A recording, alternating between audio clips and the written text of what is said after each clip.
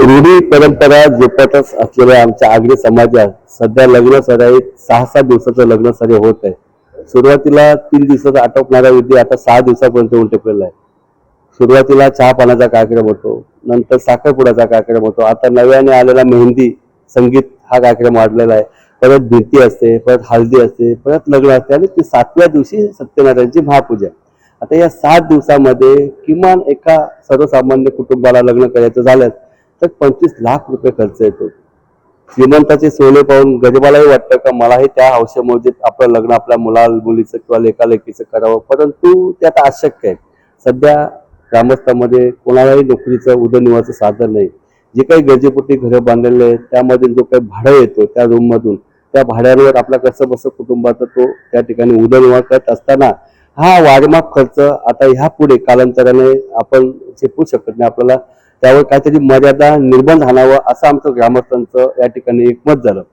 मौजे सांडपाडा देवस्थान समितीच्या वतीने हे जे काही आमचे हॉल आहेत, देवस्थान समितीच्या अध्यक्ष माननीय सदानंद पाटील, आमचे ट्रस्टी आणि आमचे जे काही वरिष्ठ मंडळी एक बैठक घेतली आणि या बैठकीमध्ये जो कोणी ग्रामस्थ या ठिकाणी एका दिवसात जसं पुण्यामध्ये होतात, साताऱ्याला होतात, सकाळी हल्दी, मग साखरपुडा, मग लग्न, ही परंपरा कुठेतरी आगरी समाजाने आत्मसात करावी या उद्देशाने एका दिवसात जो कोणी लग्न कार्य या ठिकाणी करेल त्या कुटुंबाला, त्या ग्रामस्थाला या ठिकाणी हा हॉल आणि आमच्या वतीने 51,000 रुपयाचा रोख पारितोषिक या ठिकाणी देण्याचं आम्ही मान्य केलेलं आहे.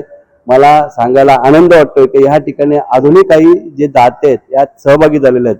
एका जो ब्रास बँड ओमकार कला सरकार यांनी तर सांगितले आमची 50,000 रुपये जी काही फी असते कोणी देऊ नका, आम्हाला 15,000 रुपये द्या, आम्ही तुमच्या आनंदात सभा घेऊ. इथे जे डेकोरेशन लागतं, राकेट डेकोरेटर्स, त्यांनी सांगितलं घराकडे मी मंडप बांधेन, या ठिकाणी ज्या लग्नासाठी खुर्च्या लागतील त्यालाही आम्ही या ठिकाणी तुम्हाला मदत करू. या ठिकाणी जे काही जेवण लागतं, जे काही आपण 500,000, एक ग्रामस्थ आहे रमेश वास्कर, ते बोलले माझ्या वतीने मी जेवण द्यायला तयार आहे. एक प्रदीप ठाकूर आहे, ते बोलले मी हास्किनची जाऊ दे, म्हणजे आता हे लग्नच फुकट होणार आहे, मोफत होणार आहे. ही संकल्पना ग्रामस्थांना एवढी आवडलेली आहे.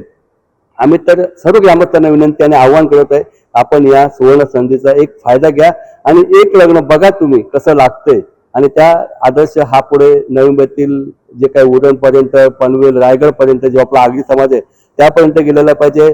आता कोणी तरी लग्न लावतो आणि नवरदेवाला गिफ्ट देण्यासाठी तिकडे वाहन उभे होतो, गाड्यांची स्पर्धा लागली, कोण मर्सिडीज देतो, कोणी काय देतो, हे कुठेतरी थांबलं पाहिजे. आज तुमच्याकडे पैसा आहे, उद्याचे दिवस नाही, आज सिडको मुले किंवा प्लॉट मुले, भूखंडा मुले, येणाऱ्या भूखंड तुमच्याकडे मुबलक पैसा आलेले, पुढे कालांतराने हे होऊ शकत नाही. त्यासाठी आताच याच्यावर निर्बंध आणलं पाहिजे. या प्रामाणिक हेतूने सांडपाडा ग्रामस्थांनी हा निर्णय घेतलेला आहे आणि निश्चित त्याची अंमलबजावणी केली जाईल.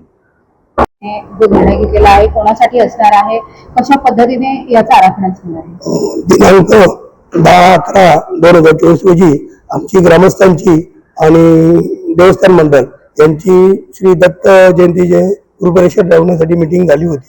त्या मीटिंगमध्ये माननीय गावचे माजी नगरसेवक सोमनाथ वास्कर साहेब यांनी एका दिवशी लग्न करण्याचा हा प्रस्ताव ठेवला. तो प्रस्ताव आम्हाला ग्रामस्थांना खूप आवडला. त्या अनुषंगाने त्यांनी आम्हाला आवाहन केलं की तुम्ही ट्रस्टीवाले तुम्ही आम्हाला काय मदत करू शकता.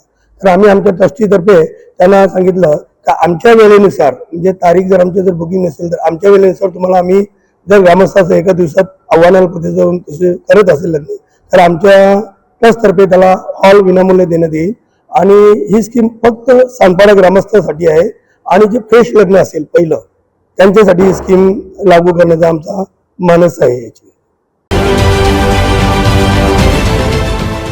देश विदेशातील प्रत्येक घडामोडींचे लाईव्ह अपडेट मिळवण्यासाठी आता साम टीव्हीच्या सर्व सोशल मीडिया प्लॅटफॉर्मला लाईक, फॉलो आणि सबस्क्राईब करा. तसंच सर्व नोटिफिकेशनसाठी बेल आयकॉन प्रेस करायला विसरू नका.